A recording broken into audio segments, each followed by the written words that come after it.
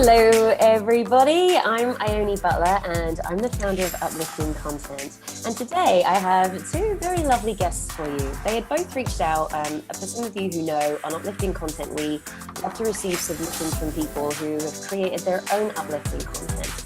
And both Majdy Miqdady and Sarah Young had both submit some books that they'd written to us.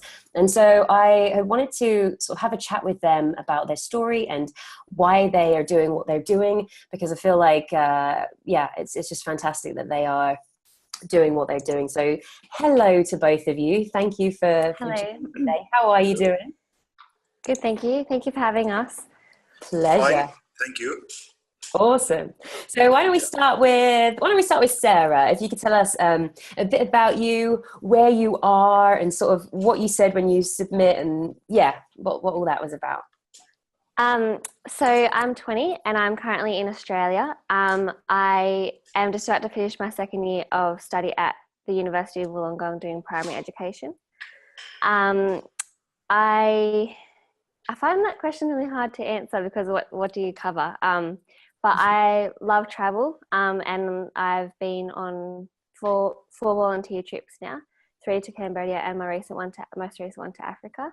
And I'm always doing lots of different things. So while I'm at uni, I'm also have like 3 jobs, or I'm doing volunteering for like an online, magazine, or doing like a social media internship, and just lots of different things here and there.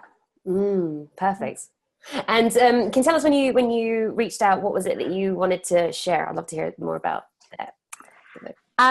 Well, I published my book.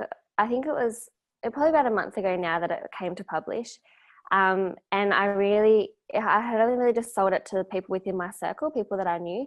And I really wanted to be able to reach out and just sort of take risks and see who would be open to being interested in what I had to offer and what I had written, and just getting it out there to as many people as I could.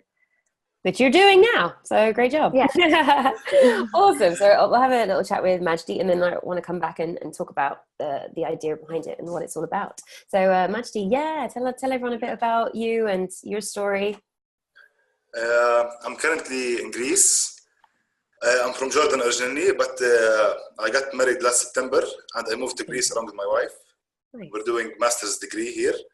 I'm studying product design. I'm 25 years old. Yeah, and I finished printing the book 3 months ago, I think. We printed some copies along with my partner, and we're selling them in Jordan and in Greece now. And I emailed you because I hope my book does some goodness to the world. So I wanted to reach as many people as possible. So maybe to get exposure and see what the book has an effect, what effect the book has. Awesome. Well, can you tell me about it? Tell us about it and why you wrote it, because I like the story behind that too. I wrote it in 2000. I finished writing it 2 years ago, but it started in a very dark phase in my life. I studied in a uni called German Jordanian University. They make us undergo a year in Germany, in which we study and have 6 months of internship too. Right before I leave, 3 months before I leave, my mother passed away from breast cancer. And it was a very tough phase, especially being there in Germany. If you experienced a death of a relative or a close one, sometimes the hard thing is not only the grief you have, it's also the questions it asks about yourself. Like, who are you without that person? And what are you going to do now with that person? And I always loved writing. So I was writing my thoughts on a different piece of paper on the computer. I'm writing down my thoughts. And the question I always had is that, did my mother pass away happily? Was she happy when she died? And I believe in that anything you want to learn, you can read about it and you can tackle the process. And the same thing with happiness. If you want to be happy, you have to know what happiness is. After all, the brain is just an interface that you can hack, you can learn. I started reading a lot about happiness. I read so many books. I watched TED Talks, videos, podcasts. And whenever I have a thought, I just put it down in writing. And after a while, I had another question in my mind, which is, what am I going to do when I come back from Germany, or what am I going to do when I graduate? And I decided that the only thing I can do is finish what I have started. And I decided to write a book, my book. So I gathered all these articles and I started looking what they have in common, how can I put them in a nice order. And I was still reading at the moment. So I have a copy of the book here with me. I was still reading books about happiness at the moment. And but when I had the idea to write a book, it was more of studying the books more than reading them. I was looking at the size, the way they're written, and I came across this book. It's called "It's Not How Great You Want to Be. It's Not How Great You Are. It's How Great You Want to Be." Mm-hmm. It was a very visual book. It was what I call a train book. I bought it on a train station, and it only took me 2 hours to read. So I decided to do the same thing. I wanted it to be a small book, easy to carry, very visual and interactive. It has many exercises inside, because my problem with books was always that I get to a point where I get bored and I need to leave the book and come back to it. But there is I don't find a good point to leave the book and come back. But so I'm always having this confusion. I need to leave it, but I need a good point to leave it on. What we did I have here that is often every morning. I read every morning and I'm like, I need to go, but this is not a good place to finish. yeah. So I get it. This solves it for you, because we divided it into like chapters, and where we feel it's a good point to leave it, we give you an exercise that you can do through your day. So, for example, one exercise is you grab a pack of M&Ms, and if it's a red pill, you say something nice to someone. If it's a yellow pill, you hug someone. So you leave the book and you go do the exercise, and helps you have the practical knowledge along with the studies I'm saying in. And I only wrote it. The main idea I wrote was I wanted something to commemorate my mother and let her name live a bit longer, and also do some good to the world and help someone through a dark phase they're going through. I love that. And that was one of the reasons that I wanted to, that's one of the reasons I wanted to speak to you both, just sort of taking your experiences and then wanting to turn that into something good that can benefit for other people. So lovely. We'll definitely dive into that a bit more. Sarah, tell us about your book, please. So this is it here. It's called Through Young Eyes. And basically it's just that it's a book explaining my observations and my opinions and experiences in different parts of life. I wrote it never to make money or to like become famous or anything like that, but it was more so for me to voice my opinions and to just, I started writing it during my HSC, and so I used to always get in trouble with Mum for writing instead of like studying, but it was actually my way of being able to sort of debrief and to have a study break and to be able to write down exactly what I was feeling and what I was going through at the time. And I wanted to be able to, I guess, help people to think more deeply about the world in which we live, and to, I really wanted to make it really raw and real, and to acknowledge that the world's not all sunshine and rainbows, and you have to have hardship before you can experience success, and it's so that they sort of like work in conjunction with each other. And so I guess I just wanted to be able to encourage people to work towards living their best lives. What I love is so I feel like it's great. You both felt called to do something, and you've done it. You've created these books based on your experience, which was, wanting to honor your mom and researching happiness, and then you enjoying writing and kind of getting down your thoughts. And you've created these books, which is fantastic. And I feel like there's so many people out there who want to make things and create things and either get in their own way or they just don't start. Was there a process for either of you? Was it ever difficult, or did you just, do you know what I mean? Like, I feel like sometimes people struggle to take that leap of faith and to make something happen. And you guys have done it. Like, what was your experience, and what would be your advice to people that want to do something like this? Whoever wants to go first. You can fight it out.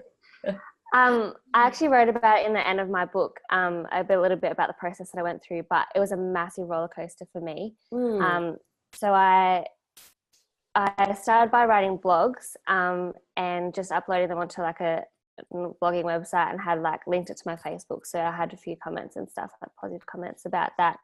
And that's sort of where it started. And then I was reading Richard Carlson's book, Don't Sweat the Small Stuff Because It's All Small Stuff.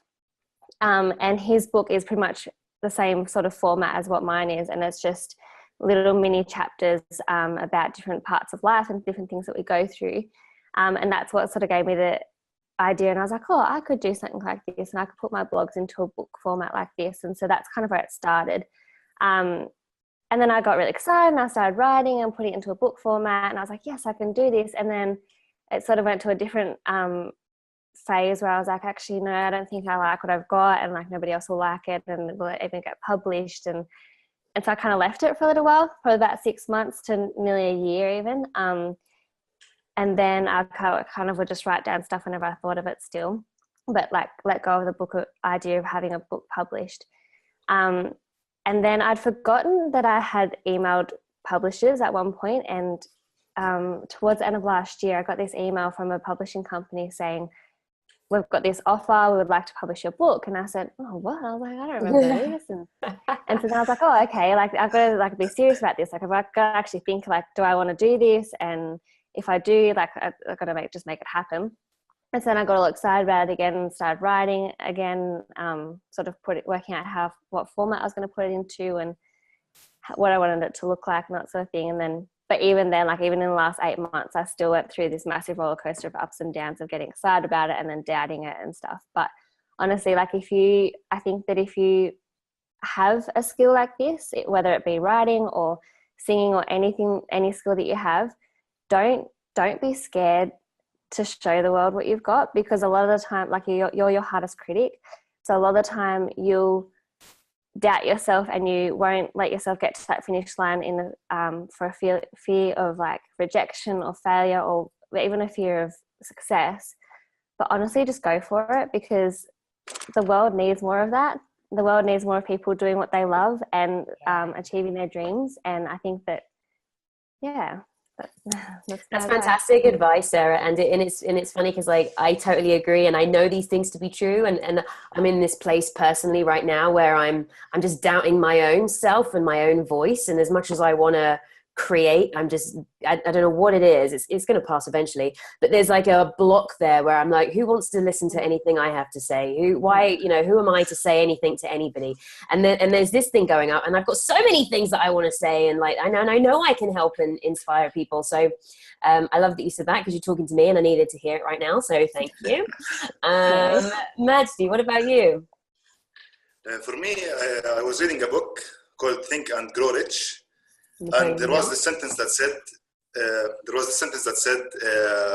I don't know if it was smart people or rich people, they take decisions fast, but they change them very slowly. And it speaks about persistence, that whatever decision you make, whether it's writing a book, whether it's, whatever you want to do in your life, you should take that decision very fast.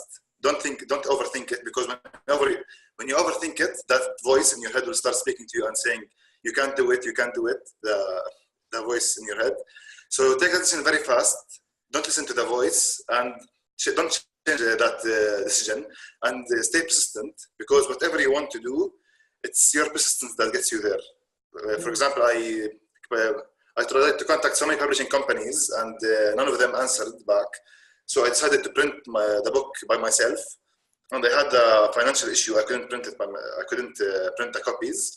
But once I was speaking to my friend about it, and he told me, just give me a copy to read. I gave it to him, and he read it, and it helped him through a tough phase too, apparently.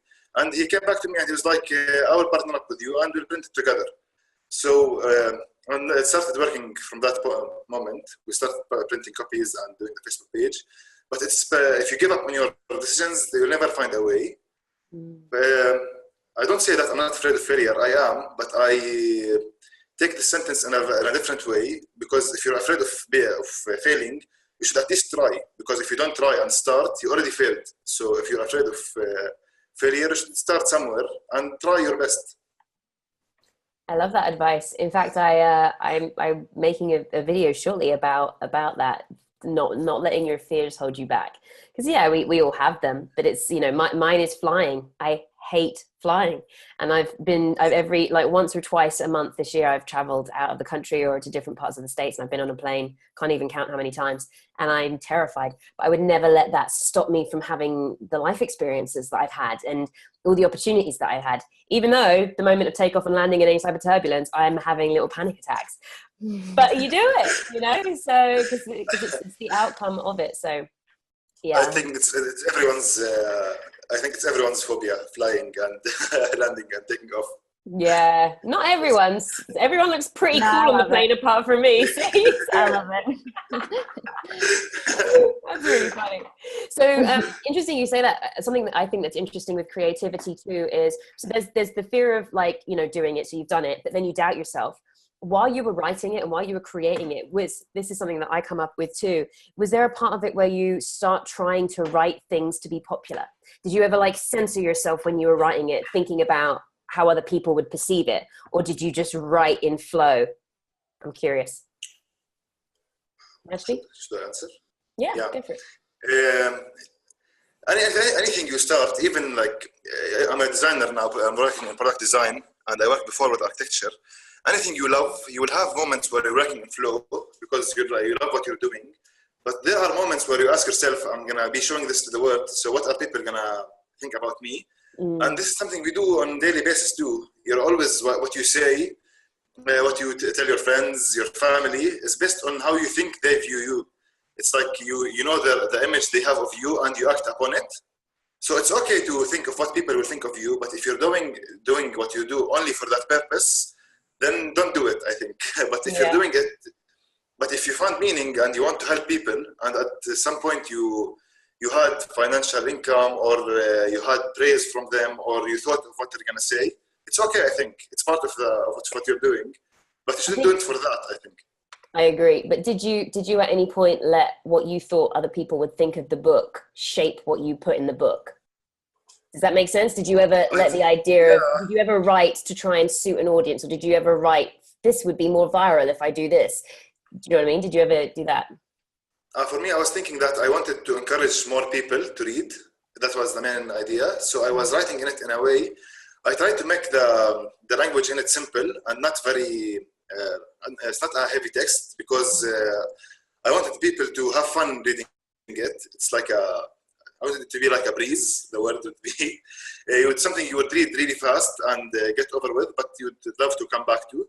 I was thinking of that, the people that, especially the age between 18 and 25, how would they want the book to be? How will a book make them start reading?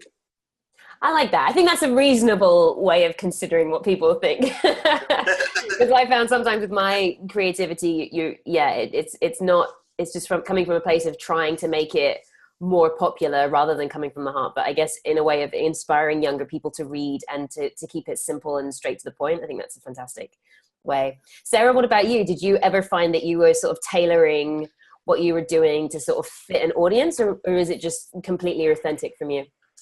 No, I never really was thinking about the fact that other people were actually going to read it when I was writing it. So I would kind of get like thing in the world.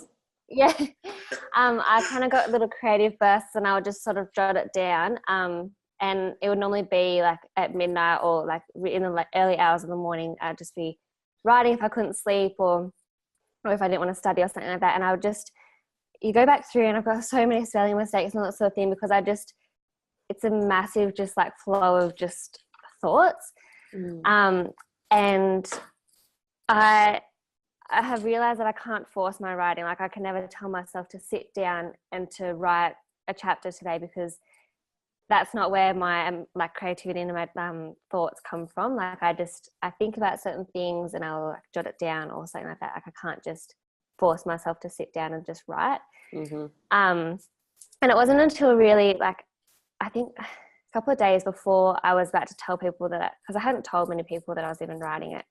And a couple of days before I was about to tell people that I had published this book, I only suddenly realized oh my gosh, like people are actually going to read this, and like this is really personal and raw, and people are going to see this.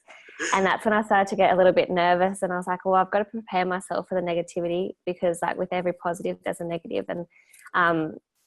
And so yeah, it only kind of really hit me after it was already published, which is, yeah. And I think that's fantastic. You had no time to censor yourself. Yeah. But I didn't even really do much research or thinking about the whole process of the book. It was weird. It was like I normally plan everything in my life, and I didn't do heaps of planning and research about like how I wanted the book to look like and what would best suit my target audience and all that sort of stuff. It just happened. I love it.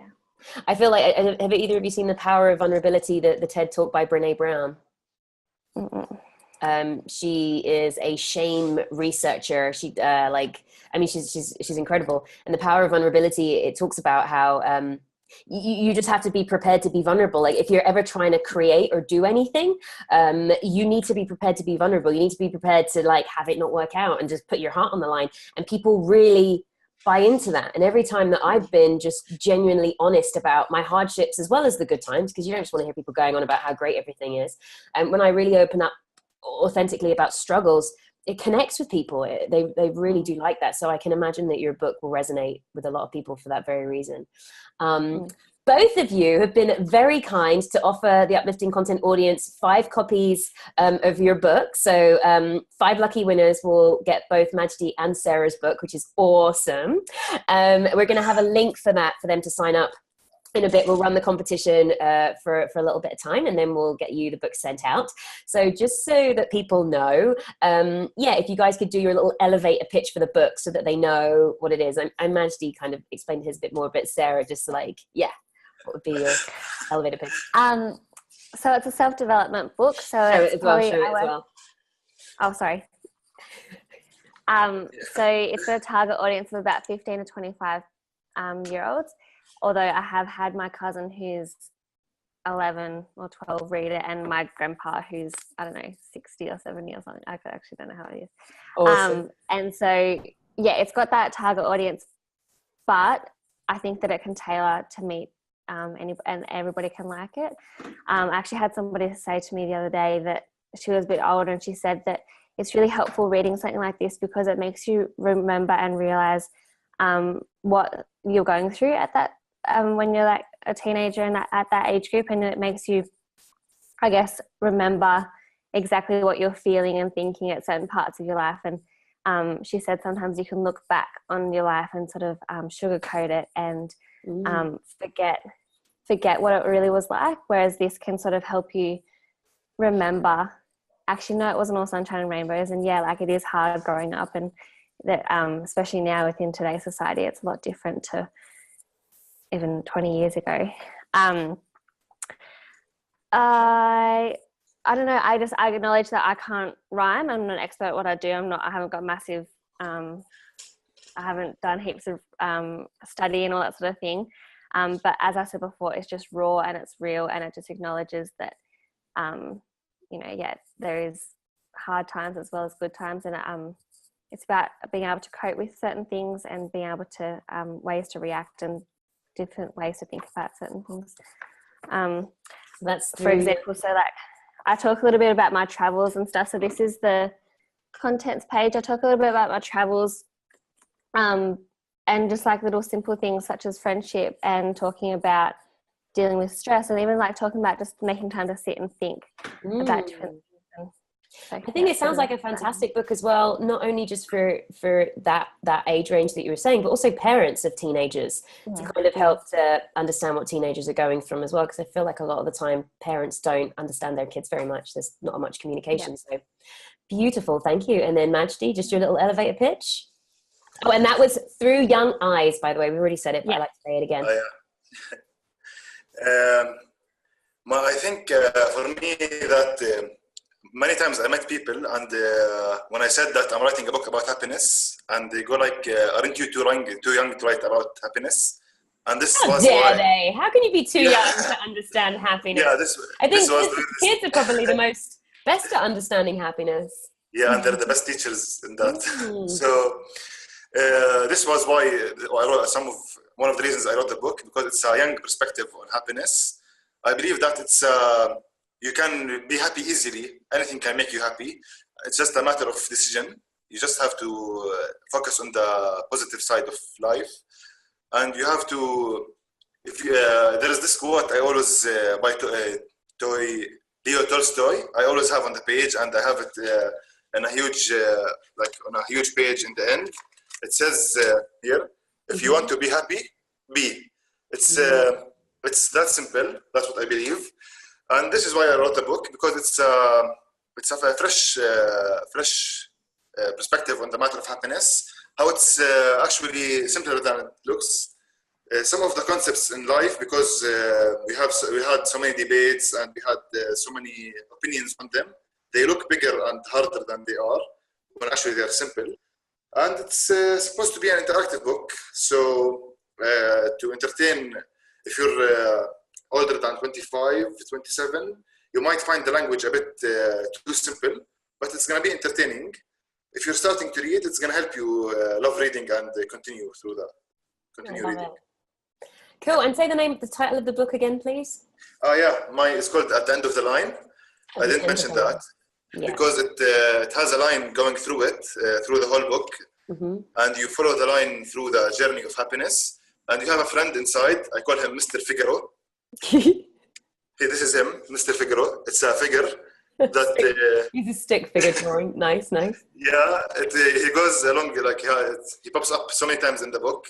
He's supposed to accompany you on your journey in happiness. Here is with his family, Mr. Adorable. Figaro. Mr. Figaro and his family. So you're never alone. You're adorable. Yeah, exactly. And the line is supposed to be my journey with happiness. It's like a presentation of my journey. So at the end of the line, you follow the line and you see what you find at the end of it. And at the end of the line. It's fantastic. Well, thank you. We're going to have a link for people to sign up to enter to win. We'll pick 5 winners in a month's time. But I just want to say thank you both for following your passions, creating something from the heart, like actually making it happen. So many people have ideas and don't take them up as your inspiration just for doing that. And then reaching out, like actively reaching out to people to spread your message and get things out there. So that's what I'm trying to encourage more people to do, like follow their dreams, take action, do the steps that you need to do to get it out there and make it happen. And you're just beautiful examples of that. And, you know, making things that you want to help others is also really beautiful. So thank you both. Thank you so much. Thank you for having us.